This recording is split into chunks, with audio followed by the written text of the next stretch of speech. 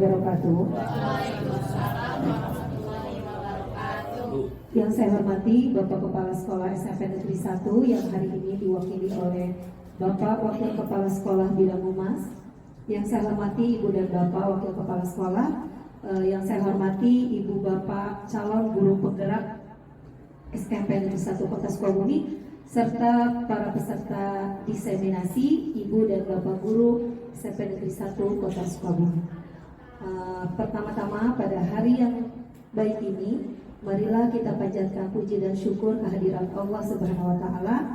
Atas berkat dan rahmatnya kita semua diberikan nikmat sehat sehingga bisa berkumpul pada hari ini.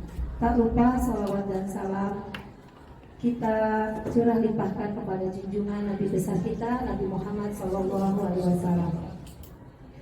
Kegiatan hari ini yaitu diseminasi budaya positif aksi nyata modul 1.4 yang akan dilaksanakan oleh para calon guru penggerak SMP Negeri 1 Kota Sukabumi yang terdiri dari Ibu Eni Sudarwati SPD, Bapak M. Adi Rahmatullah SPD, Ibu Lili Sulansari SPD, serta Ibu Penis Susilawati SPD.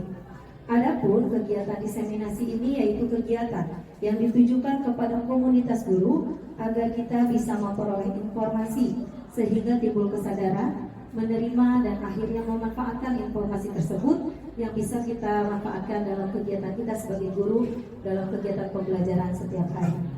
Untuk Bapak dan Ibu ketahui, calon guru penggerak itu memiliki 3 kegiatan utama. Yang pertama adalah sebagai guru penggerak, yang pertama menggerakkan komunitas belajar untuk rekan guru. Yang kedua sebagai pengajar praktik bagi rekan guru lain terkait pengembangan pembelajaran. Kemudian yang ketiga mendorong peningkatan kepemimpinan murid di sekolah. Nah, dari poin-poin tersebut, setelah mereka melakukan proses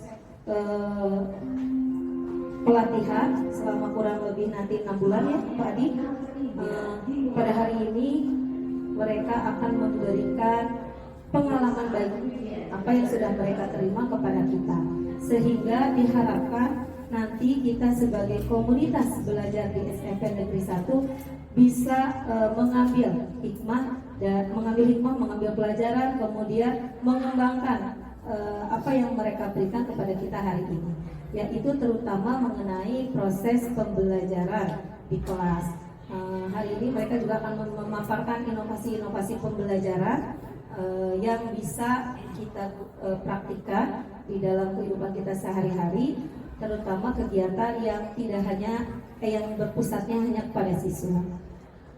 Oleh karena itu, untuk hari ini acaranya yang pertama adalah pembukaan, kedua laporan dari koordinator CGP yang akan disampaikan oleh Bapak M. Adi Rahmatullah, kemudian yang ketiga sambutan dan pembuka kegiatan oleh Bapak Kepala SMP Negeri 1 Kota Sukabumi yang hari ini diwakilkan. Kemudian yang ketiga adalah pembacaan doa. Selanjutnya nanti akan dilanjutkan dengan pemaparan materi oleh pemateri 1, 2, 3, dan 4, dan terakhir nanti akan ditutup dengan refleksi dan penutup.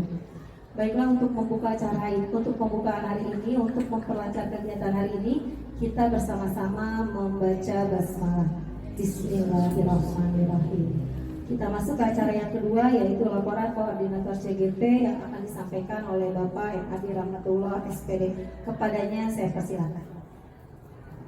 Terima kasih. Assalamualaikum warahmatullahi wabarakatuh. Yang saya hormati Bapak Wakil Kepala Sekolah, yang saya hormati rekan-rekan calon guru penggerak, dan yang saya banggakan dan saya hormati juga para guru SMP Negeri 1 Kota Sukabumi yang bisa hadir pada kesempatan hari ini. Teman-teman, saya ucapkan terima kasih atas kesediaan Ibu Bapak sekalian untuk mengikuti kegiatan di hari ini. Seperti tadi disampaikan oleh pembawa acara bahwa kegiatan ini berjudul diseminasi berkenaan dengan program guru penggerak, lebih tepatnya angkatan ke-6 untuk se-Indonesia, tapi untuk di Kota Sukabumi ini adalah angkatan yang pertama. Adapun materi diseminasi hari ini yaitu berkenaan dengan budaya positif. Ini merupakan salah satu dari 10 materi yang akan kami terima selama kegiatan program guru guru penggerak ini. Ini merupakan materi keempat sebenarnya dari 10 yang kami akan terima. Saat ini kami baru melaksanakan kegiatan guru penggerak ini baru sekitar 2 bulan setengah kira-kira seperti itu. Baru sekitar 5 modul. Jadi baru setengahnya nih kita untuk kegiatan guru penggerak ini, dan nanti akan berakhir pada bulan Mei begitu. Nah, lumayan ada sekitar hampir durasi waktu selamanya sepertinya 10 bulan, tapi sebenarnya hanya 6 bulan karena pada bulan Januari, Februari itu kita off dulu. Jadi sampai Desember dulu, kemudian nanti dari lagi bulan Maret, April dan Mei begitu. Itu tentang agenda kegiatan guru penggerak.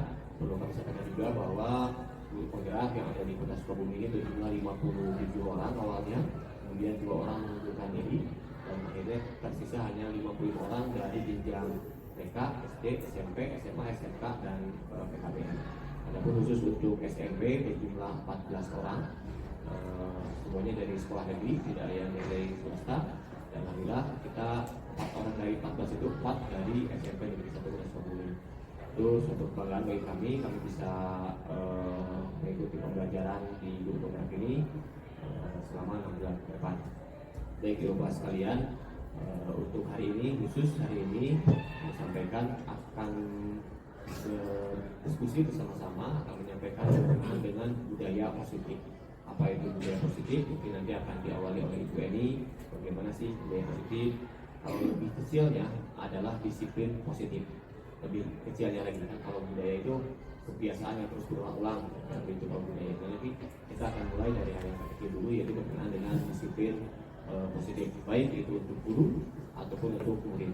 Tetapi untuk di sini lebih kepada untuk guru, bagaimana memperlakukan murid dalam hal kedisiplinan seperti itu. Nanti mungkin akan disampaikan oleh Bu Eni, kemudian saya, kemudian Bu Feni, dan terakhir oleh Bu Delis. Di sini mulai dari konsep, praktek sampai dengan apa yang harus kita lakukan berkenaan dengan murid. Pendeknya sebenarnya budaya positif itu bagaimana kita menangani disiplin siswa, terutama yang melanggar aturan.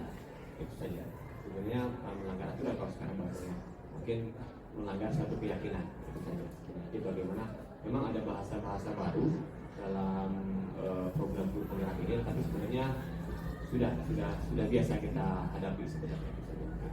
Itu saja mungkin dari saya. Sekali lagi terima kasih atas partisipasinya dan kesediaan Bapak sekalian meluangkan waktu untuk kegiatan ini.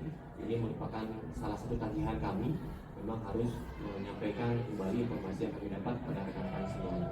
Sebenarnya yang diminta itu hanya minimal 10 orang. Minimal 10 orang.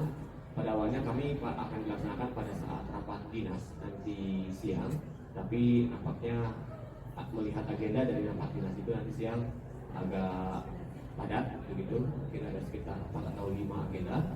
Jadi kami mengambil inisiasi kita di awal saja di hari ini sudah meminta izin Bapak Kepala Sekolah untuk kegiatan di hari ini. Jadi terima kasih, mohon maaf apabila ada salah kata ataupun penerimaan dari kami. Terima kasih. Assalamualaikum warahmatullahi wabarakatuh. Terima kasih Bapak Adi atas laporannya. Kemudian kita menginjak acara yang ketiga, yaitu sambutan sekaligus membuka kegiatan yang hari ini akan diwakili oleh Bapak Patur selaku Wakasek Bidang Humas. Kepadanya waktu dan tempat saya silakan. Bismillah. Assalamualaikum warahmatullahi wabarakatuh. Alhamdulillahirabbil alamin. Asyhadu an la ilaha illallah wa asyhadu anna Muhammadar Rasulullah sallallahu alaihi wasallam wa ala alihi washabihi amma.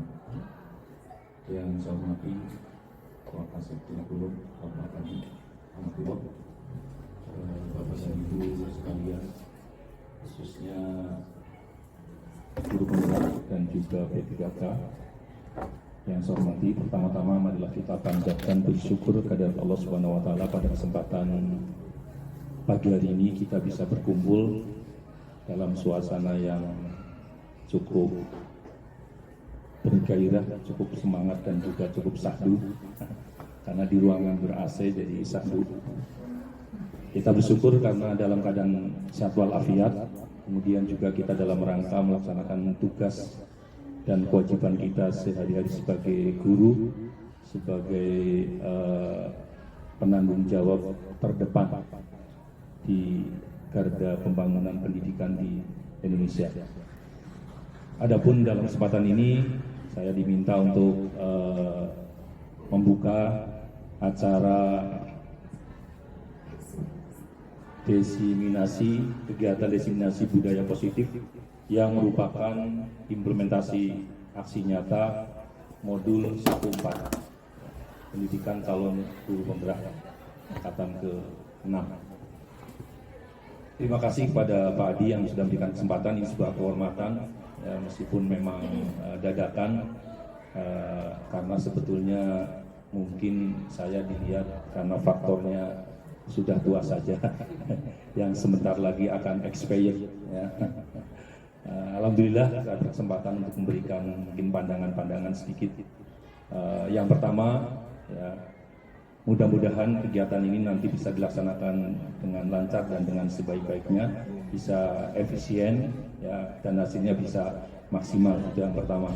Kemudian yang kedua, bagi calon peserta ya yang akan mendapatkan materi dari guru-guru penggerak yang sudah terlebih dulu, ya mudah-mudahan menjadi pendorong untuk kemudian menjadi motivasi yang akhirnya bisa menjadi bagian daripada guru penggerak juga.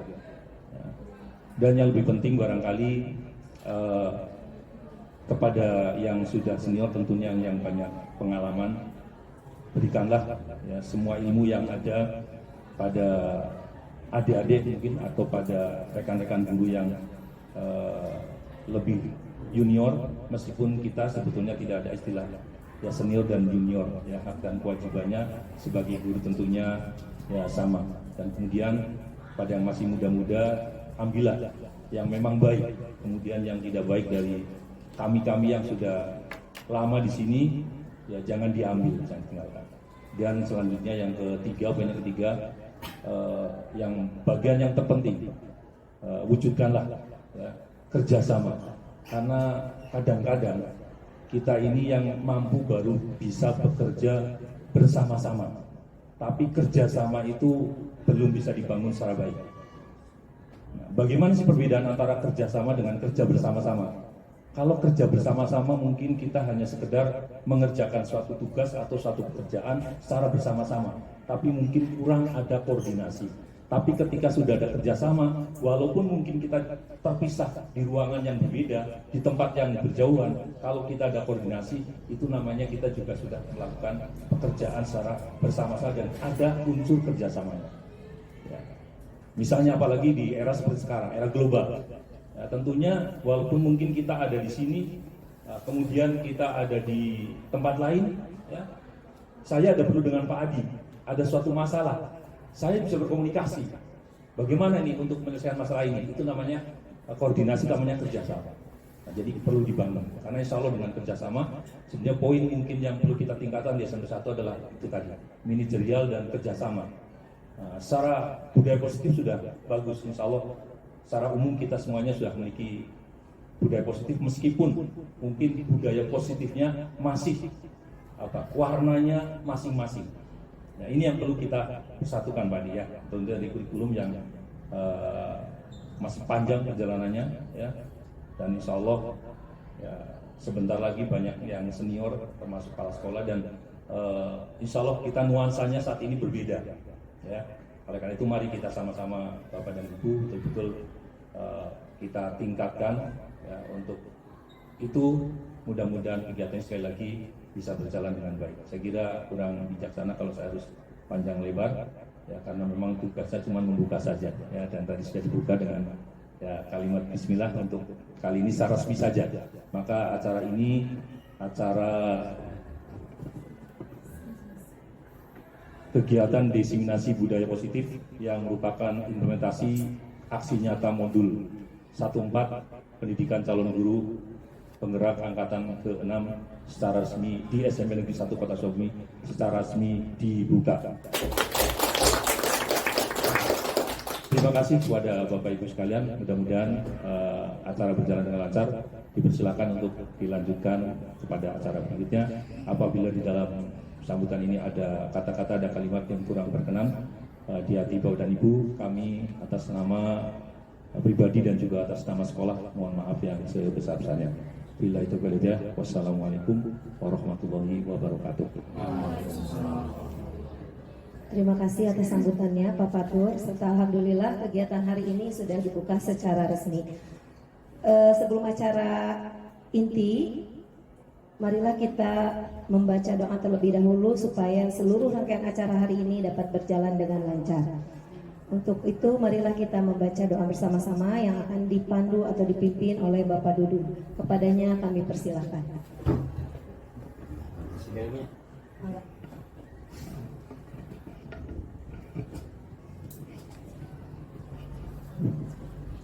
Bismillahirrahmanirrahim. Assalamualaikum warahmatullahi wabarakatuh.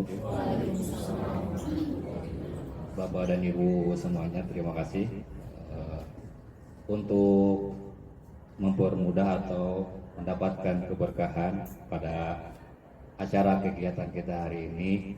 Alangkah baiknya kita semua memanjatkan doa kepada Allah Subhanahu wa Ta'ala. Semoga acara kita dari awal sampai akhir bisa berjalan dengan lancar. Amin ya Allah ya Rabbal alamin. Bismillahirrahmanirrahim. Hamdan syakirin hamdan wa qini maulika bil mazidah. Ya Rabbana lakal hamdu kama yanbaghi li jalali wajhikal karim wa 'azimi sultanik. Allahumma shalli ala sayyidina Muhammad wa ala ali sayyidina Muhammad. Allahumma shalli salatan tunjina biha min jami'il ahwali wal afat wa taqdilana biha jami'al hajat wa tutahhiruna biha indaka 'ala darajat wa tuballighuna bi aqsal ghayat min jami'il khairat fil hayati wa ba'dal mamat. Allahumma inna nas'aluka salamatan fid din wa afiyatan fil jasad wa ziyadatan fil ilmi wa barakatan fil rizq wa taubatan qabla al-maut wa rahmatan indal maut wa maghfiratan ba'dal maut. Allahumma hawwin 'alaina bi sakaratil maut wan najata minan nari wal afwa indal hisab. Allahumma inna nas'aluka ridhaka wal jannah wa na'udzubika min sakhatika wan nar.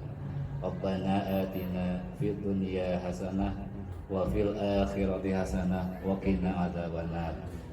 Wa sallallahu ala sayyidina Muhammadin wa ala alihi wa sahbihi wa salam. Subhana rabbika rabbil izzati amma yasifun wa salamun alal mursalin walhamdulillahi rabbil alamin. Alhamdulillah. Terima kasih. Assalamualaikum warahmatullahi wabarakatuh.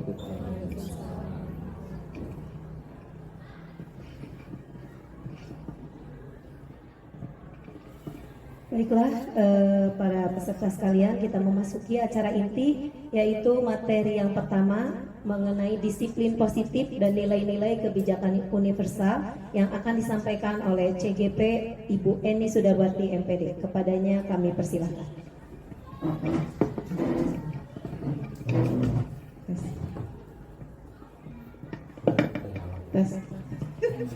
Ya, baik, assalamualaikum warahmatullahi wabarakatuh.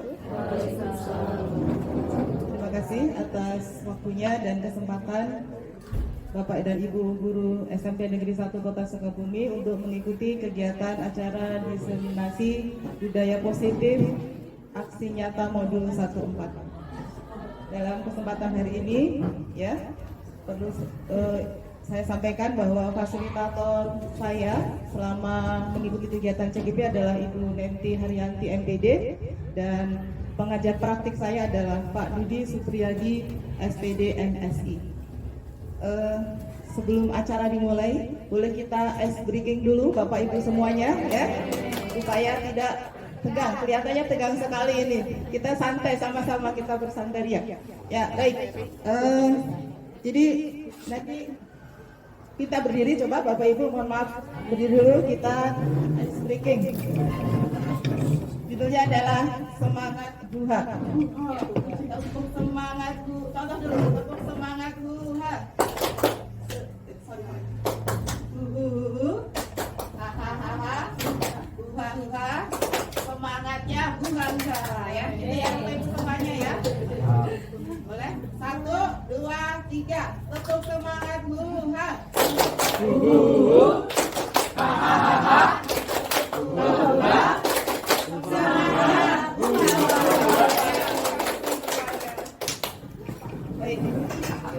Ya, pada kesempatan hari ini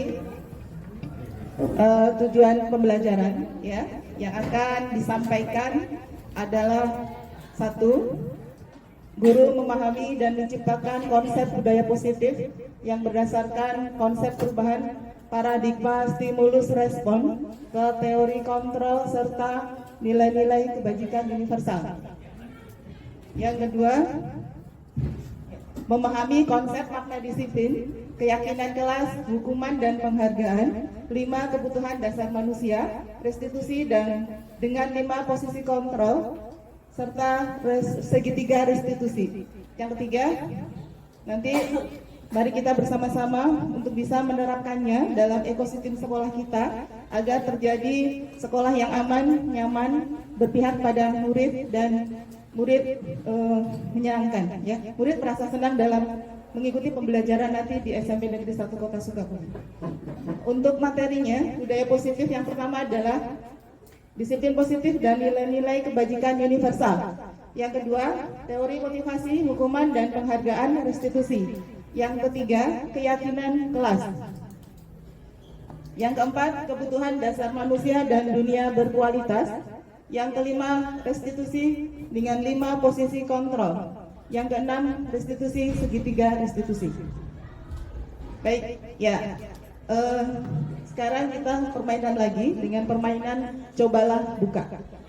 Duduk sekarang, tidak berdiri, duduk. Ya, Bapak Ibu silahkan tangan kanan dikepalkan. Ya, tangan kanan dikepalkan. Bayangkan bahwa Anda menyimpan sesuatu yang sangat berharga dan perlu untuk dijaganya. Ya, boleh terlihat, boleh apa aja. Yang penting dalam tangan ini ada sesuatu yang berharga. Ya, jika saya berusaha membujuk Bapak Ibu atau mempengaruhi atau bahkan mungkin saya marahin, menggoda atau memberi imbalan, ya, agar membuka kepalan yang Bapak Ibu kepalkan sekarang. Satu pertanyaannya, apakah Bapak Ibu akan membuka kepalan tersebut atau apakah Bapak Ibu akan menutup rapat-rapat kepalan tersebut? Mohon dipraktekkan. Siapa yang ingin siapa yang akan dibuka dan siapa yang akan ditutup kepalan tersebut? Silakan, maka dipraktekkan, dipikirkan. Rujukannya apa dulu, Bu? Ya. Rujukannya apa dulu? Misalnya, rujukannya Mbak Dian, boleh saya minta tolong Pak Dian untuk membukakan kepalan tangan Pak Dian, atau misalnya iming-iming saya akan mengganti emas 5 kilo misalnya. Apa yang akan Bapak Ibu lakukan? Ya. Ya. Apa yang Bapak Ibu lakukan? Apakah tetap dikepal atau akan dibuka? Ada yang dikepal? Ada yang dibuka? Semuanya dikepal? Oh, ada yang dibuka. Ya. Boleh. Sekarang baik, saya akan mencoba untuk yang satu perwakilan dari yang dikepal dengan satu perwakilan yang terbuka. Bisa diwakilin yang terkepal dahulu. Siapa yang mewakili? Beda. Siap. Gimana Ibu? Iya. Ibu, alasan Ibu apa tetap dikepal? Alasan saya tetap mengepal ini karena yang saya kepal itu berharga, Bu. Jadi tidak bisa dilepaskan lagi. Untuk berharga pasti saya jaga. Luar biasa. Terima kasih Bu Endang. Jadi Bu Endang tetap, ini adalah sesuatu yang harus saya jaga. Terima kasih Bu Endang. Sekarang Pak Kotler. Pak Kotler sepertinya yang terbuka. Mangga Pak Kotler. Saya membuka, tidak saya kepal, saya buka karena saya kepingin ada perubahan, berubah, menyerap informasi yang terbaru, jadi tidak kekeh hanya kemauan saya sendiri. Merdeka. Terima kasih Pak Kotler. Walaupun barang berharga, tapi siap untuk membuka, siap untuk melakukan satu perubahan ya Pak Kotler, untuk kita mungkin berkolaborasi. Baik.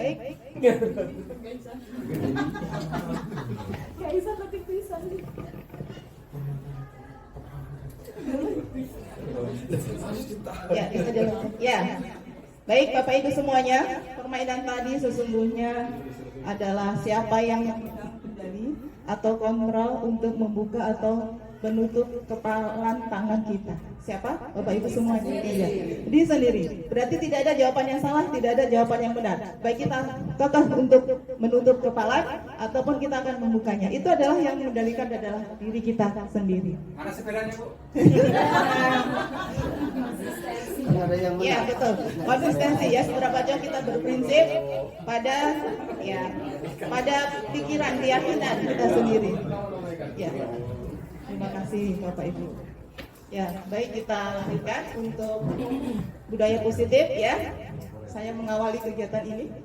Baik, sekolah itu ibarat tanah tempat bercocok tanam, sehingga guru harus mengusahakan sekolah menjadi lingkungan yang menyenangkan, menjaga dan melindungi murid dari hal-hal yang tidak baik, sehingga karakter murid timbul dengan baik. Misal, murid yang malas, bagaimana usaha kita untuk bisa menjadi semangat. Selama seseorang merasakan tekanan-tekanan dari lingkungan, maka proses pembelajaran akan sulit terjadi. Pendidik atau guru bertugas untuk menghilangkan gangguan yang menghalangi pengembangan potensi murid.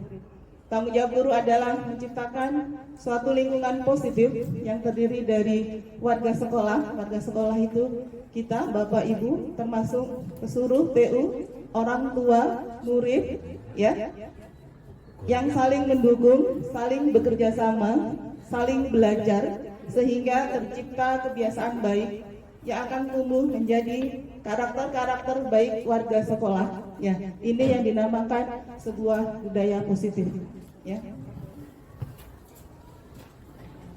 Ya, jadi budaya positif itu bagaimana kita mempunyai atau menciptakan satu kebiasaan-kebiasaan baik yang nantinya akan membentuk suatu karakter-karakter baik. Kalau kebiasaan baik itu akan dilakukan secara berulang-ulang, insya Allah akan menjadi satu budaya positif, sehingga lingkungan belajar di SMP Negeri 1 Kota Sukabumi nyaman, aman, dan membahagiakan bagi murid dan kita Bapak Ibu guru semuanya. Sekarang disiplin positif dan nilai-nilai kebajikan universal. Menurut Dr. William Glasser, kontrol terapi meluruskan beberapa miskonsepsi Bapak Ibu semuanya tentang makna kontrol. Jadi miskonsepsi yang pertama, satu, ilusi guru mengontrol murid. Pada dasarnya kita tidak bisa memaksa murid untuk berbuat sesuatu apa yang menurut kehendak kita. Murid memilih, murid mau melakukan satu kegiatan atau tidak melakukan kegiatan. Ya, pada dasarnya seperti itu. Jadi ini adalah ilusi guru mengontrol murid yang pertama. Yang kedua, ilusi bahwa semua penguatan positif itu efektif dan bermanfaat. Ya, kemungkinan murid menyadarinya, mencoba untuk melakukan atau malah menolak bujukan kita. Ya, jadi ini dari ilusi yang kedua ini, ya. Jadi sebenarnya kita bahwa penguatan positif yang kita berikan kepada murid itu belum tentu itu efektif dan bermanfaat. Yang ketiga, ilusi yang ketiga adalah bahwa kritik dan membuat merasa bersalah dapat menguatkan karakter. Akan membuat murid merasa gagal dan tidak berarti. Ini adalah miskonsepsi yang biasa kita lakukan. Ya. Yang keempat, ilusi bahwa orang dewasa memilih hak untuk memaksa murid. Ya, orang-orang dewasa percaya bahwa tanggung jawab untuk membuat murid-murid berbuat hal-hal tertentu memaksa tidak efektif dan ini berkelanjutan. Ya, biasanya dampaknya cukup panjang dalam jenjang waktu yang jangka panjang. Ya.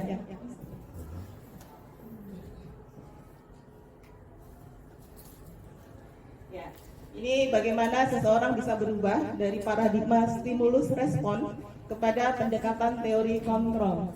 Stimulus respon berarti ada stimulus dari dari murid dan responnya dari kita sebagai guru seperti apa.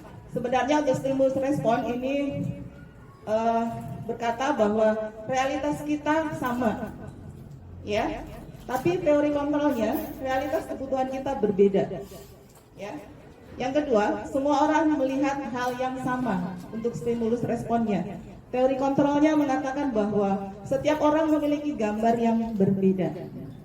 Yang ketiga, kita mengubah orang agar berpandangan sama dengan kita. Stimulus responnya seperti itu. Ternyata teori kontrolnya kita berusaha memahami pandangan orang lain tentang dirinya. Stimulus respon yang keempat adalah perilaku buruk dilihat sebagai suatu kesalahan. Ternyata teori kontrolnya adalah semua perilaku memiliki tujuan. Ya. Stimulus respon yang selanjutnya, orang lain bisa mengontrol saya. Ternyata teori kontrolnya hanya kita yang bisa mengontrol diri kita sendiri. Seperti yang tadi permainan tadi. Yang keempat, stimulus selanjutnya adalah saya bisa mengontrol orang lain. Ternyata teori kontrolnya Anda tidak bisa mengontrol orang lain.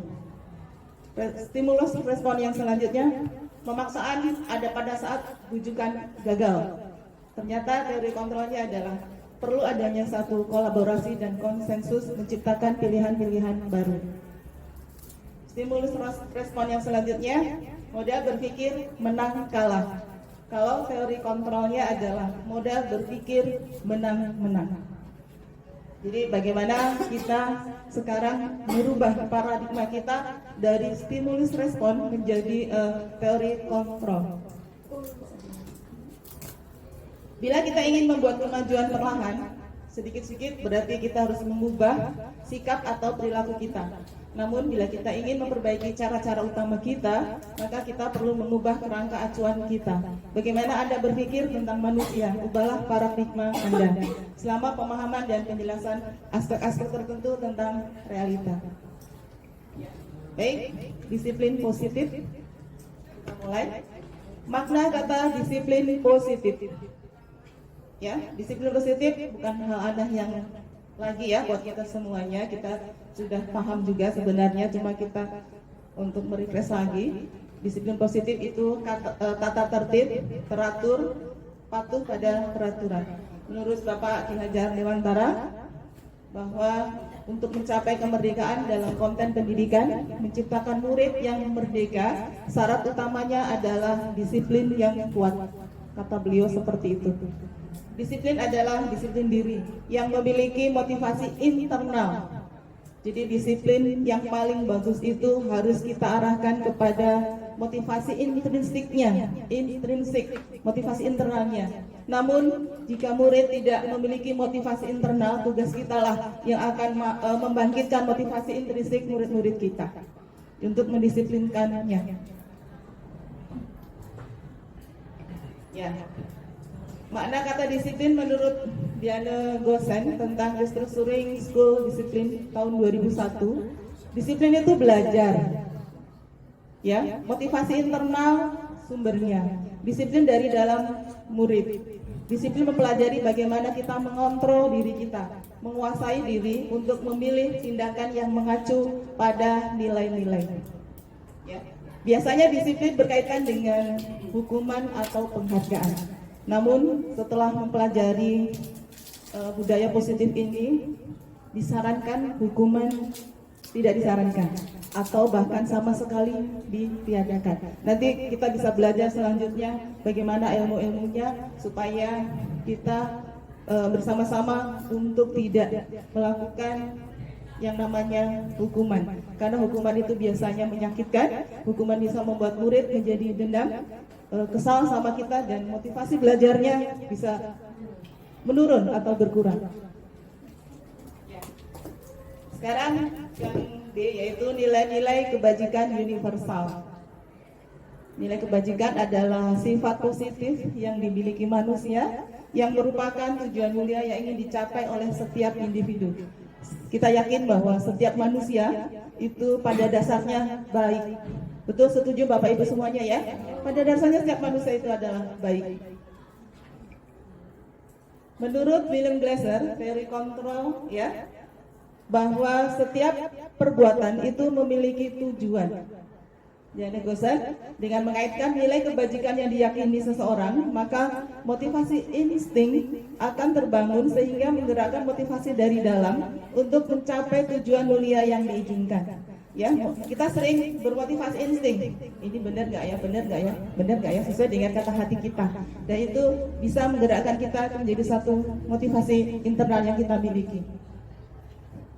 Ya, nilai kebajikan merupakan fondasi kita dalam berperilaku. Nilai kebajikan universal yang disepakati bersama, terlepas dari suku, bangsa, agama, bahasa, latar belakang dan sebagainya, yang banyak perbedaan yang kita ketahui dalam kehidupan ini, ya. Jadi kita bersama-sama untuk menyatukan perbedaan-perbedaan itu dalam satu nilai-nilai kebajikan. Ya, nilai kebajikan pertama yaitu profil pelajar Pancasila. Ini bukan hal yang aneh lagi bagi kita sebenarnya, yaitu yang pertama beriman, bertakwa, berakhlak mulia. Yang B, mandiri. Yang C, bernalar kritis. Yang D, berkebinekaan global. Yang E, bergotong royong. Dan F adalah kreatif. Ya, tidak perlu dijelaskan ya Bapak Ibu ya. Lanjut saja, sudah paham sepertinya. Yang kedua, primary use program. Ya, yang A adalah sikap mandiri. Yang B, toleransi. Yang C, rasa hormat. Yang D, integritas. Yang E, mandiri. Yang F, menghargai. Yang G, antusias. Yang H, empati. Yang I, keingintahuan. Yang J, kreativitas. Yang K, kerjasama. L, percaya diri. N, komitmen. Sekarang yang selanjutnya, yang ketiga, menurut 9 pilar karakter Indonesia Heritage Foundation, bahwa yang pertama adalah A, cinta Tuhan dan segenap ciptaannya. Yang B, kemandirian dan tanggung jawab. Yang C, kejujuran. Yang D, hormat dan santun. Yang E, dermawan, suka menolong. Yang F, percaya diri, kreatif dan pekerja keras. Yang G, kepemimpinan dan keadilan. Yang H, baik dan rendah hati. Yang I, toleransi, kedamaian dan kesatuan. Yang keempat, menurut petunjuk seumur hidup dan keterampilan hidup. Yang pertama itu adalah petunjuk seumur hidup. Peduli, bernalar, bekerja sama, keberanian, keingintahuan, usaha, luas, berorganisasi, kesabaran, keteguhan hati, kehormatan, rasa humor, berinisiatif, integritas, pemecahan masalah, sumber pengetahuan, tanggung jawab, dan persahabatan. Yang B, ya, keterampilan hidup, dapat dipercaya, lurus hati, pendengar yang baik, tidak merendahkan orang lain, memberikan yang terbaik untuk diri. Sekarang yang kelima, the 7 essential virtues. A, empati. B, suara hati. C, kontrol diri. D, rasa hormat. E, kebaikan. F, toleransi. G, keadilan.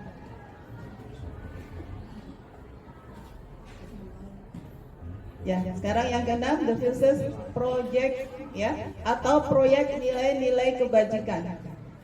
Peduli, keterus-terangan, kebersihan, komitmen, belas kasih, percaya diri, pegang rasa, gotong royong, rajin, keberanian, kesantunan, kreatif, semangat, kedermawanan, rendah hati, integritas, kebahagiaan. Masih selanjutnya banyak ya Bapak Ibu yang keenam ini.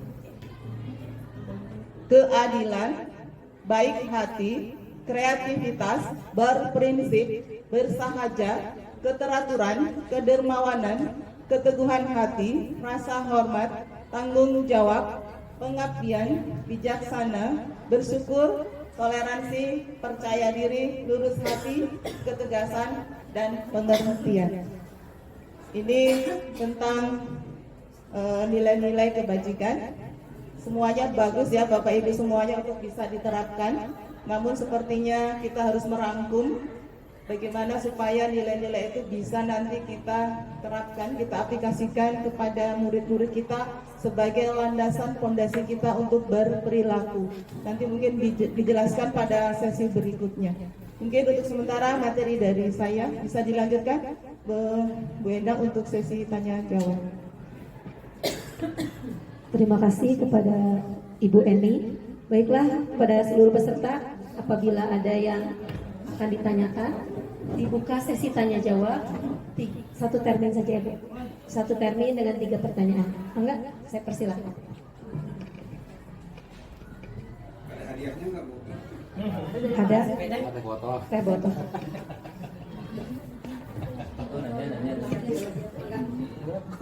Dari dua Pak, ini kan teh kotak.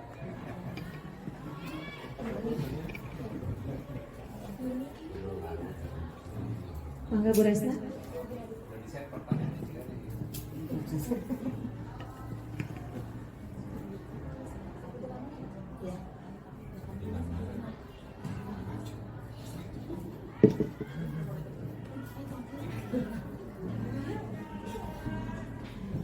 Assalamualaikum warahmatullahi wabarakatuh.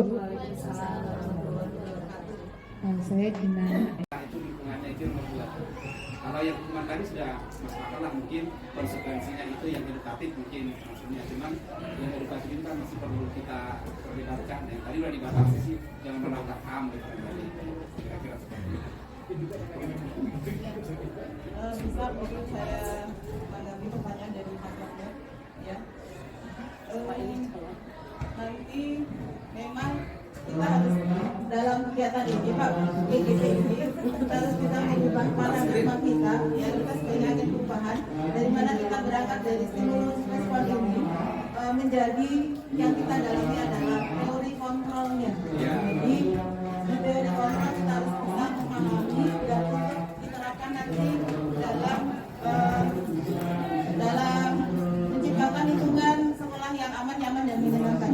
Karena memang untuk hukuman yang itu memang ya seperti itu ya akibatnya kita merasa tidak nyaman, murid tidak akan nyaman untuk belajar. Bagaimana kita menggunakan teori kontrol ini untuk bisa merubah paradigma kita, bagaimana kita tidak melakukan hukuman, kita ganti dengan konsekuensi. Contoh lain misalnya ketika murid terlambat upacara berarti kita bisa sebagai konsekuensinya murid suruh upacara sendiri di lapangan. Mungkin begitu Pak, nanti bisa diperdalam di sesi berikutnya tentang teori motivasi, penghargaan, dukungan, dan restitusi.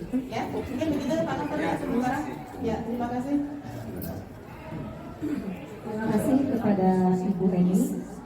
Semoga Pak Dokter bisa puas dengan jawaban dari Ibu Eni ya, yang nanti akan disambung oleh pemateri berikutnya yang bisa menjawab pertanyaan Pak Dokter sesuai dengan relevansi teori ilmunya. Demikianlah materi yang pertama yang sudah disampaikan, yaitu disiplin positif dan nilai-nilai kebijakan universal yang sudah disampaikan Ibu Eni Sudarbati FEB. Terima kasih kepada Ibu atas ilmunya. Ternyata apa yang kita anggap selama ini sudah baik, apa yang kita anggap selama ini sudah benar, ternyata itu bisa menjadi miskonsepsi ya Bu, menjadi paradigma yang salah.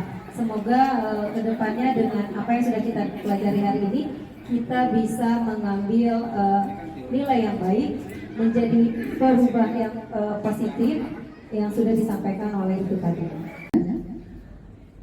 Refleksi yang pertama sudah disampaikan oleh Ibu Tiara, luar biasa. Alhamdulillah, makna pesan yang ditangkap begitu positif, malah menjadi sebuah refleksi secara pribadi ketika dihadapkan pada masalah nyata di lapangan, sesuai dengan siswa kelas Bu Tiara sendiri. Oh, kelas yang lain. Mudah-mudahan ini bisa diimplementasikan dan bukan tidak mungkin ketika di perjalanan masih ada menemukan kendala, bisa sharing pengalaman lagi dengan para teman-teman yang calon murid penggerak atau mungkin dengan pihak-pihak lain yang terkait supaya masalah ini bisa terentaskan dengan baik. Terima kasih Bu Tiara untuk refleksinya. Refleksi yang kedua telah disampaikan oleh Bu Endang. Mbak, silakan. Ya, Assalamualaikum warahmatullahi wabarakatuh. Terima kasih atas waktu dan kesempatannya. Saya ucapkan terima kasih kepada pemateri hebat hari ini, Pak Parang. Dengan materi yang begitu hebat yang disampaikan hari ini, sebetulnya apa yang saya terima sih sebetulnya belum utuh gitu. Kemudian saya juga masih meraba-raba karena paradigma atau konsep yang lama masih menempel dan tidak bisa langsung lepas gitu. Karena seperti yang tadi Bapak-Bapak sebutkan pertanyaannya, apakah betul ini akan lebih baik daripada ini gitu. Yang pertama itu tetap masih dengan meskipun dengan konsep yang begitu baik, dalam benak saya tetap masih ada semacam sedikit keraguan. Itu yang pertama. Kemudian yang kedua, betul tadi apa yang sudah Bu Lili sampaikan, kemudian Bu Tiara sampaikan dengan melihat kemudian mengetahui pemaparan yang sudah disampaikan tadi, saya seperti tertampar juga gitu, karena terus terang saya sering memberikan hukuman kepada siswa, tapi dengan keyakinan bahwa hukuman yang saya berikan itu niatnya gitu, niatnya bukan untuk mempermalukan, tidak untuk ini, tapi niat saya untuk menjadikan mereka lebih baik. Tapi ternyata jalan yang saya pilih dengan niat yang baik pun ternyata belum tentu baik atau sesuai dengan apa yang dirasakan atau sesuai dengan perkembangan siswa. Contohnya misalnya kemarin saya punya kesepakatan dengan siswa, seandainya 3 kali tidak mengerjakan tugas saya ya keluar atau tidak lagi mengikuti pembelajaran saya. Sebenarnya sudah disampaikan dari awal.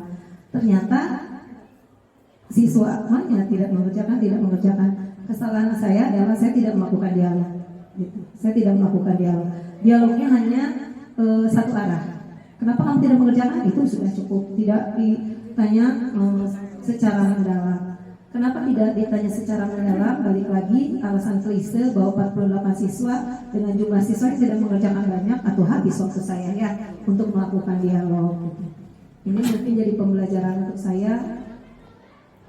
Saya ingin belajar bagaimana dari teman-teman yang lain bagaimana menyelesaikan masalah dengan kondisi di lapangan seperti itu. Bagaimana sih saya menyelesaikan masalah ketika anak-anak tidak mengerjakan tugas yang lebih, biasanya sekelas itu lebih dari pertama biasanya lebih dari 10, kemudian berkurang, tapi tetap akan ada anak yang bertahan di setiap tugas itu, anak itu yang tidak mengerjakan dan biasanya tetap bersisa. Itu bagaimana caranya menerapkan teori ini dalam pembelajaran. Kemudian selanjutnya adalah saya melihat sih guru harus sebagai manajer atau guru harus sebagai teman. Itu kan tergantung karakter ya, tergantung lagi balik lagi kepada karakter guru. Ketika guru dituntut seperti itu mungkin butuh proses. Itu saya termasuk orang yang kalau bahasa Sunda mah tegek gitu. Kadang-kadang saya mah kalau udah begitu aturannya begitu gitu. Ternyata ketika saya belajar, oh guru harus begitu, tapi memang mungkin saya butuh waktu yang lebih banyak untuk bisa menjadi seperti itu.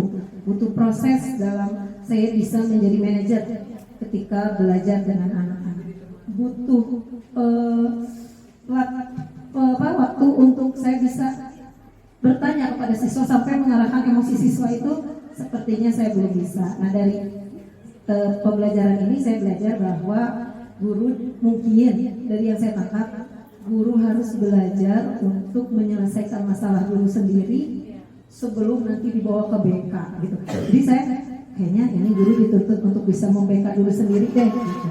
Sebelum masalahnya nanti, kan selama ini mas saya sedikit-sedikit windy gitu. Nah, mungkin dengan ini kita belajar sebagai guru pun kita harus bisa menyelesaikan masalah yang kecil yang tidak semuanya harus dibawa ke BK. Itu saja mungkin yang saya dapat tangkap dari pembelajaran hari ini. Mohon bimbingannya ke depannya supaya saya bisa menjadi guru yang berperan sebagai teman atau manajer buat siswa-siswa kita. Terima kasih refleksi saya untuk hari ini. Wassalamualaikum warahmatullahi wabarakatuh. Dilanjut. Saya ya. Selamat siang Bapak dan Ibu. Dari pemaparan 4 pemateri tadi, dari saya sendiri, kita mendapatkan banyak hal yang baru. Mungkin untuk angkatan-angkatan yang lama, kita sudah terbiasa dengan punishment. Ya. Mungkin sekarang ada paradigma baru atau istilahnya kita harus berubah. Paradigma baru kayak mau dibilang brainwash kayak ada sesuatu yang baru sebagai seorang guru yang katanya belajar itu sepanjang hayat, begitu. Mari kita sama-sama merubah seperti itu. Meskipun saya masih tetap seperti itu, sedikit-sedikit tampar pipi biasa, mungkin buat saya itu. Tapi tamparannya kalau bagi saya pribadi itu bukan tamparan marah atau apa, tapi karena gemes saja lihat anak-anaknya seperti itu. Kalau misalnya ada anak 9C itu, ketika saya masuk, Pak, saya belum ditampar. Tampaknya pelan, gitu. Sudah biasa sekali. Di kelas saya ada Rafi Ahlayu, Pak, saya pantatnya belum ditendang. Gitu. Sudah sebagai kebutuhan buat mereka, tapi buat pengingat mereka bahwa cari perhatian juga bisa. Ada proverb bahasa Inggris. Proverb itu apa bukan? Peribahasa. You cannot teach an old dog a new trick. Artinya kamu tidak bisa mengajarkan trik baru terhadap anjing yang sudah tua. Ada proverb seperti itu. Tapi saya bukan anjing. Kita bukan anjing. Ya kan? Kita bukan anjing. Kita punya akal. Ini ada trik baru yang lebih bagus. Menurut saya sih lebih bagus untuk pendekatan terhadap anak. Dan saya pikir kalau untuk ini kita terapkan, anak-anak akan merasa lebih nyaman dengan kita. Semuanya akan terbuka seperti itu. Terima kasih. Tidak aja dulu Pak Khotib. Mangga Pak Khotib.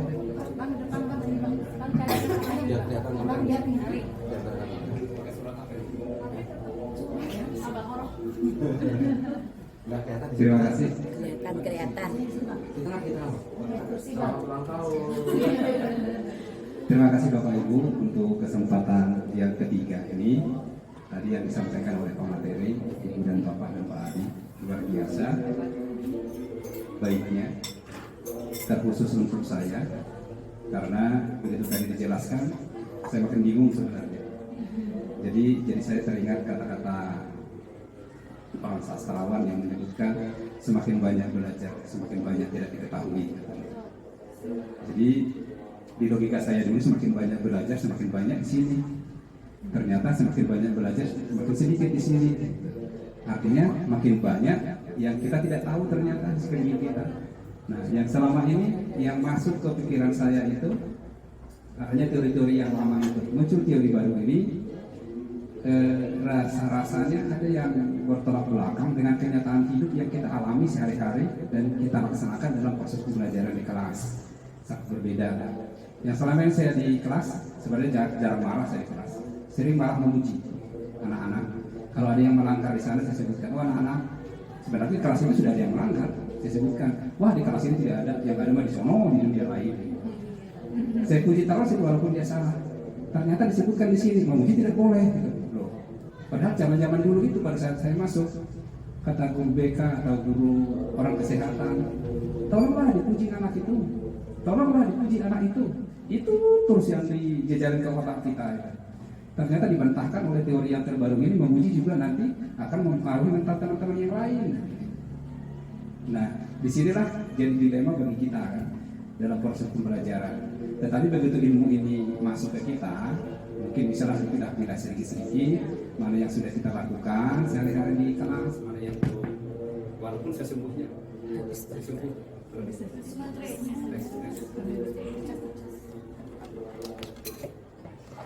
kurang jauh.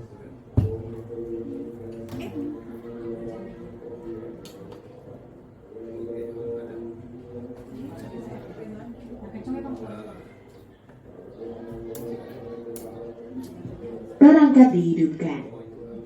Mode Bluetooth. Sedang mencari perangkat.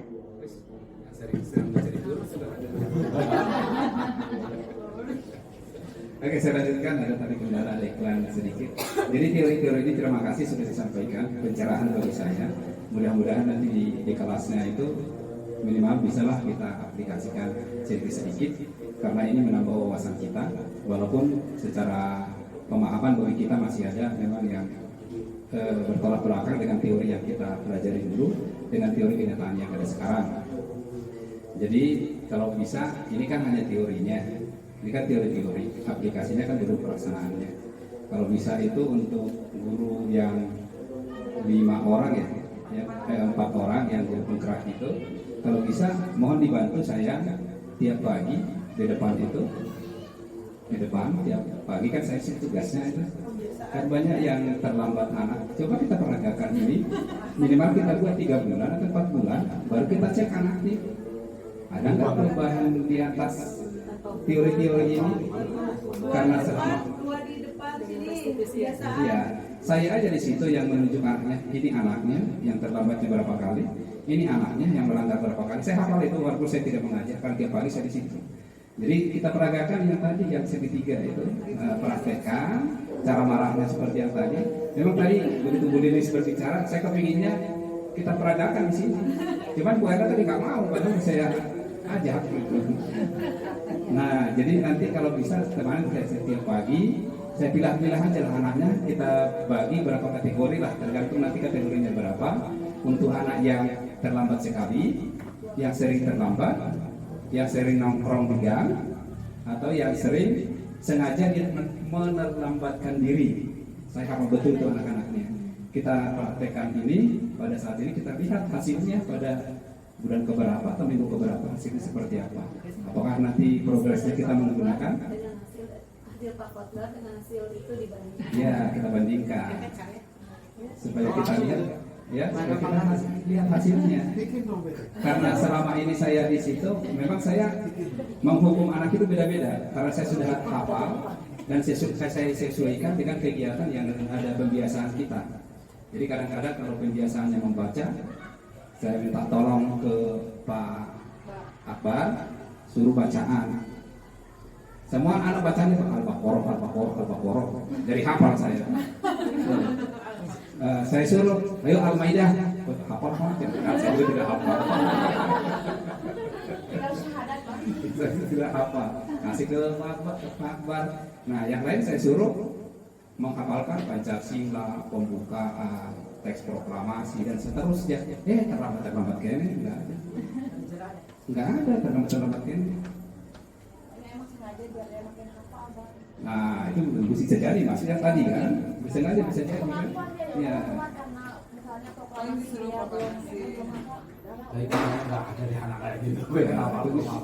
Makanya tadi saya sebutkan kan, kalau ini diterapkan ke anak, harus masing-masing anak itu harus ada pemetaan karakter terbaca satu-satu, baru bisa masuk teori ini ke siapa. Tidak bisa diterapkan secara global, susah. Nih contoh yang lain, misalnya kalau dia gondrong anaknya, saya suruh motong besok perjanjian, ya Pak, besoknya nggak dipotong. Kedua suruh lagi sekali kan, besok motong, ya Pak, nggak dipotong lagi, saya potong sedikit, gitu. Besoknya langsung dipotong. Tuh, dipotong sedikit kan dia jelek kan, gitu. Besoknya langsung dipotong. Termasuk hukuman. Nah itu maksud saya tadi, mana boleh tergantung anaknya. Tuh. Ya, karena alamnya sudah seperti itu. Beda yang satu lagi ada yang anak kelas 7 apa kemarin. Mungkin saya tidak sadar karena belum hafal. Anak itu mungkin baru sekali terlambat. Karena terlambatnya juga mungkin karena bukan keinginannya.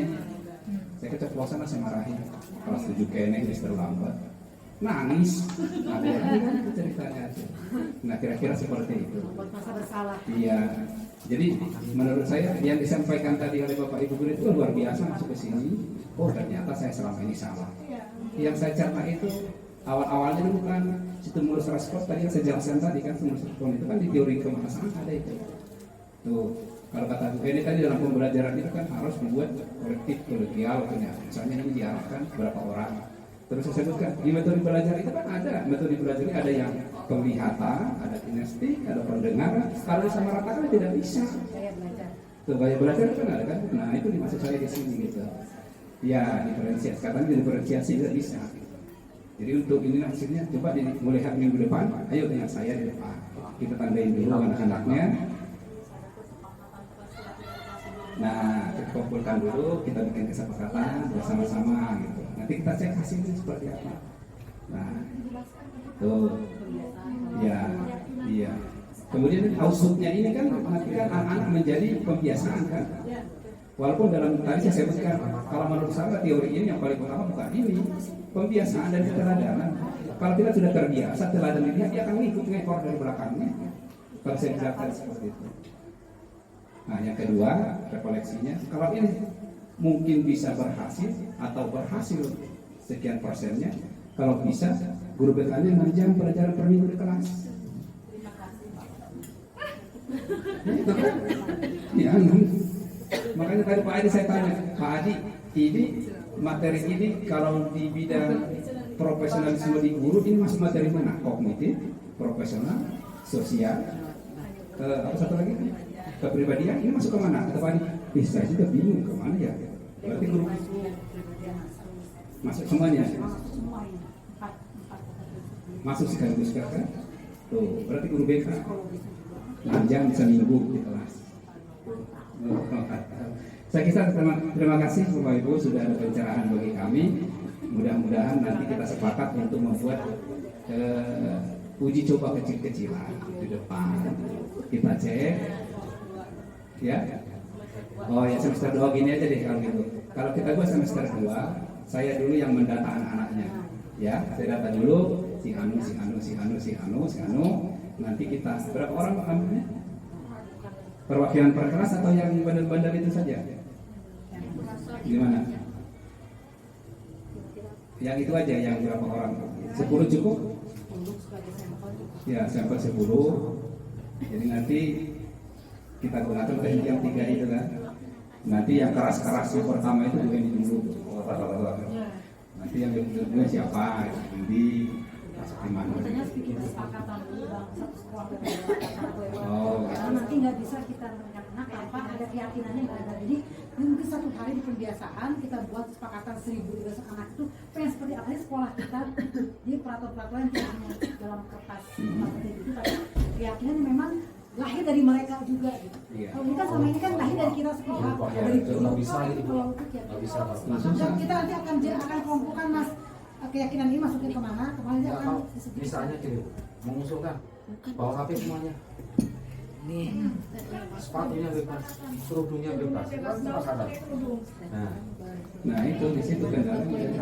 Jadi kalau menurut saya yang paling utama sebenarnya teori ini masuk kita keteladanan aja. Kalau kita pembiasaan, saya kasih contoh nih, kami kesiswaan udah capek-capek, apalagi saya sopo keringat dingin, ngangkat itu, ngangkat apa itu tenda dari sana gerek sampai ke sini, lu ditarik, dan bersihin, sajadah udah diurutin, terpal itu kan di sajadah kan dimasukin lagi, udah diurutin, nyuruh duduk aja duduk, susahnya nggak ada. Padahal udah dilengkapi bukan di lantai.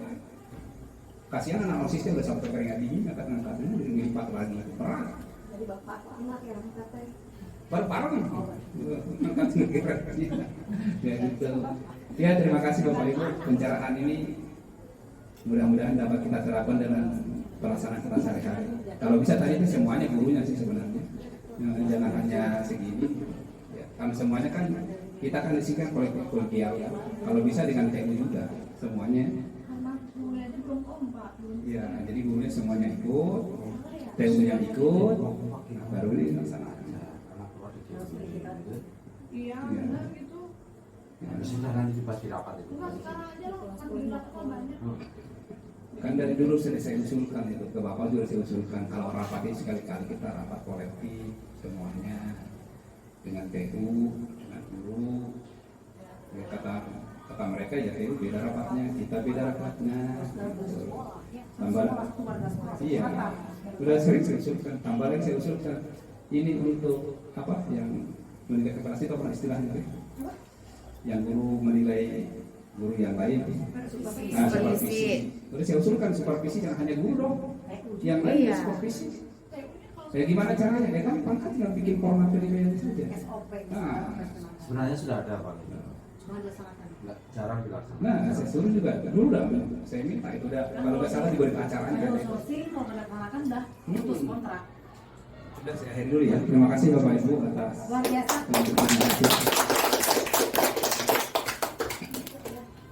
Terima kasih Bapak Ibu, alhamdulillah luar biasa refleksi yang disampaikan oleh Bapak Ibu menandakan bahwa materi yang disampaikan hari ini begitu fundamental begitu bermakna, begitu berkesan, yang insya Allah mudah-mudahan ini segera direalisasikan menjadi sebuah rencana aksi supaya betul-betul bisa diimplementasikan secara utuh begitu ya.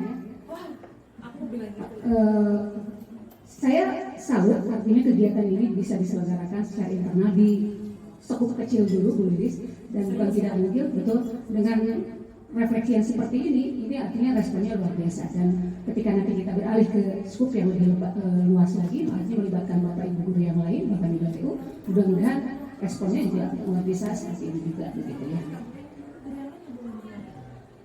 Saya juga jadi tergelitik bahwa saya juga ingin sedikit memberikan refleksi dari beberapa catatan yang saya buat selama proses berlangsung dari tadi pagi, bahwa konsep-konsep budaya positif yang perlu konsep-konsep budaya positif ini perlu dipahami dan diimplementasikan dalam proses pembelajaran kita untuk selanjutnya. Kemudian yang kedua, mengubah paradigma. Kalau tadi kata Bu Endang bilang, kita sudah terbiasa dengan pola pikir yang lama, ketika mengubah ke pola yang baru itu pasti ada sebuah transisi dulu. Jadi tidak heran ketika muncul kebingungan, dan ketika belajar bingung, saya pikir berhasil melalui proses belajarnya karena hasilnya bingung. Dari bingung inilah dia berpikir bahwa ternyata banyak yang tidak tahu ya, aku banyak nggak tahu. Dengan harapan langkah selanjutnya adalah dia tambah belajar lagi, cari lagi ilmu yang banyak supaya kebingungannya semakin terjawab. Itu harapan positifnya. Jadi bagaimana mengubah paradigma berpikir lama dengan mengimplementasikan budaya positif dalam praktek pembelajaran kita pada siswa-siswa kita. Kemudian yang ketiga, bagaimana mengkondisikan pengimplementasian budaya positif tadi dengan memperhatikan beberapa faktor pendukung, termasuk motivasi, kebutuhan dasar yang mendasari setiap perilaku yang muncul dari kita-kita sebagai bapak dan ibu guru. Kemudian penerapan konsep teori yang dikaji mungkin perlu adaptasi juga, karena ini kan dari luar ya teorinya, dan bukan tidak mungkin ini perlu diadaptasi, disesuaikan dengan bagaimana sosial budaya yang ada di sekolah kita, kemudian latar belakang ekonomi yang ada, dan karakteristik individual, terkait potensi, bakat, minat, kebutuhan, itu harus menjadi fokus kita juga pada akhirnya. Kemudian bagaimana proses pendidikan dapat mengoptimalisasikan segala potensi yang dimiliki oleh setiap individu. Kalau tadi konsep 10 kelompok mungkin akan sedikit sulit, mungkin sasarannya tadi mungkin individu, meskipun perlu waktu untuk sedikit lebih lama. Kata aku harus pendekatannya individual terus, tapi bukan berarti tidak mungkin dilaksanakan. Dari materi yang terakhir, 2 materi yang terakhir, bahwa perilaku stimulus yang akan dilakukan oleh Bapak Ibu selanjutnya tentu akan berangkat dari keyakinan kelas yang dibuat untuk dijadikan sebuah kesadaran internal dari Bapak dan Ibu, dengan harapan itu juga muncul dari siswa-siswa kita. Kemudian dari keyakinan kelas akan menghasilkan sebuah kesadaran. Dari kesadaran inilah akan muncul bagaimana perilaku manusia yang seharusnya menjadi budaya positif, dengan tadi memperhatikan 5 kebutuhan dasar manusia. Jadi, karena dari situlah saling berkaitan satu sama lain. Makanya tadi visioner dari Bu Feni mungkin bisa ditindaklanjuti oleh Pak Dia sebelum Mas. Visionernya bisa disampaikan ke Pak Dia. Jadi kita bisa tergambarkan apa sih kebutuhan Bapak dan Ibu sekalian, gitu ya, Bapak Ibu gurunya, dan itu bisa terpetakan. Dan yang terakhir adalah keyakinan kelas untuk mengkondisikan motivasi berperilaku secara positif sebagai upaya memenuhi kebutuhan dasar sehingga dapat menjadikan kehidupan dan dunianya lebih bermakna, kemudian lebih berkualitas. Itu kalau dari dengan strateginya, dari strategi yang tadi sudah disampaikan oleh Bu Lilis, tinggal diimplementasikan, kemudian harapannya lumayan. Betul, dan itu perlu kolaborasi dari kita semua, tidak hanya dari guru pengajar yang CGP saja, tapi juga mudah-mudahan ini menjadi inspirasi kita semua untuk bisa punya visi misi ingin melakukan sesuatu yang lebih baik dari sebelumnya. Itu mungkin sedikit refleksi yang saya sempat catat, karena mungkin ini materinya waktunya sudah hampir habis, karena kita juga ada agenda yang lain yang akan kita lakukan. Mungkin sesi tanya jawab untuk materi Bu Lilis dan Bu Feni tidak bisa dilakukan secara langsung. Kalaupun ada pertanyaan yang ingin Bapak Ibu sampaikan, mungkin bisa disampaikan secara tertulis atau mungkin disampaikan langsung kepada Bu Lilis dan Ferry sehingga nanti bisa menjadi bisa di follow up lebih lanjut. Itu mungkin Bapak Ibu, sekali lagi saya ucapkan terima kasih. Ya, saya ucapkan terima kasih atas kehadiran Bapak Ibu sekalian, atas partisipasinya. Kemudian kita tutup pertemuan kita hari ini dengan ucapan hamdalah bersama-sama. Alhamdulillah.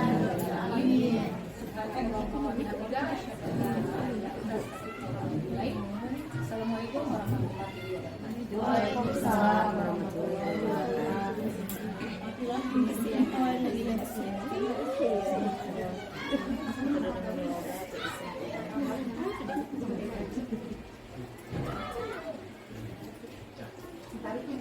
Pakai kabel bisa kayak itu bisa. Terima kasih kepada Ibu sekalian yang bisa hari ini. Terima kasih sama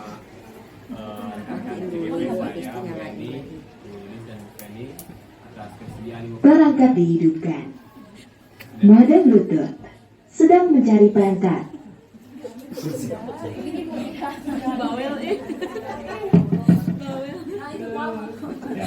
Atas kesediaan Ibu sekalian dari pagi ya sampai pukul 2 sampai ini. Ya, tadi rencana itu jam 11, tapi ternyata memang diskusi kita cukup. Saya berpikir awalnya, ya tadi mulai hampir setengah 9 ya, itu juga mulai, kemudian makanya awalnya sih kita tidak serius ini begitu ya. Awalnya itu hanya kita menyampaikan saja, bahkan hanya pada itu, tapi ternyata hal ini penting ya, yang penting dan memberikan suatu wawasan bagi kita. Masalah mau diterapkan atau tidak dikembalikan kepada keyakinan kita masing-masing. Yang jelas ini adalah teori-teori yang kami dapatkan. Memang ada tentang resolusi dan sebagainya. Ini adalah dari materi 1 sampai materi ke-6. Sebenarnya ada 6 materi ini, tapi yang 2 oleh Bu Lilis dan Bu Penny, semuanya ini adalah berkesinambungan, satu lengkap. Jadi tidak bisa dipecah-pecah yang materi saya, materi ini dan sebagainya. Ini adalah satu materi utuh. Jadi kita kalau dari awal banyak pertanyaan-pertanyaan, tapi makin di sini ternyata semakin paham ternyata. Begitu ternyata alur daripada modul ini. Nah ini kalaupun itu memang tujuan dari salah satu tujuan modul ini kita tetap bisa melaksanakan suatu restitusi seperti itu. Tidak hanya pada hukuman ataupun restitusi, tapi kita maju kepada restitusi dan kita dituntut untuk menjadi seorang manajer. Jangan tanpa melupakan kayak jadi antara mengatakan tentang kodrat alamnya, kodrat zamannya dan sosial kultural di sekolah kita. Sekali lagi terima kasih dari Bapak sekalian. Mohon maaf apabila jamuan ini, perlu kami ingatkan supaya tidak terjadi polemik di ruangan ini, begitu ya. Kami pada awalnya akan melakukan ini pada saat dinas semuanya, tapi khawatir tidak efektif karena membutuhkan waktu yang lama. Kalau rapat dinas kan sudah bercampur dengan materi-materi yang lain, jadi makanya kami kemudian kami memilih hanya beberapa orang saja. Yang pertama memang kami fokuskan kepada guru P3K, yang kedua guru yang memang langsung berhubungan dengan siswa, begitu ya, siswaan dan beberapa wali kelas. Jadi memang tidak semua wali kelas ya, dan perwakilan dari humas ada, sana ada semua kita. Itu kemudian dari sarana kan ada Pak Yogi, dari sini aja emang kita semua stakeholder di sekolah kita buat kami undang, tidak semua. Kalaupun semua nanti, kalaupun nanti keluar masalah makanan ini bukan pastikan bukan dari sekolah, ya, bukan dari sekolah. Kalau sekolah mah tadi nanti hari ini sekarang ada nasi, ya. Ini mah dari kita saja, ya. Kita terima kasih. Terima kasih. Terima kasih.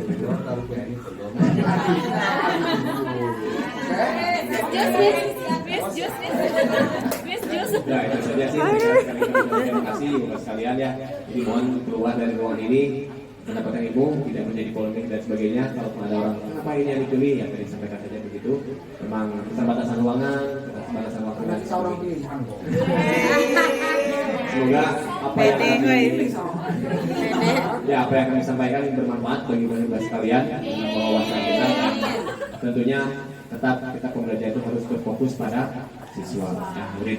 Sekarang masih murid, kayaknya kalau kami ini murid kembali ya, kembali ke zaman jadul. Terima kasih atas perhatiannya. Wassalamualaikum warahmatullahi wabarakatuh.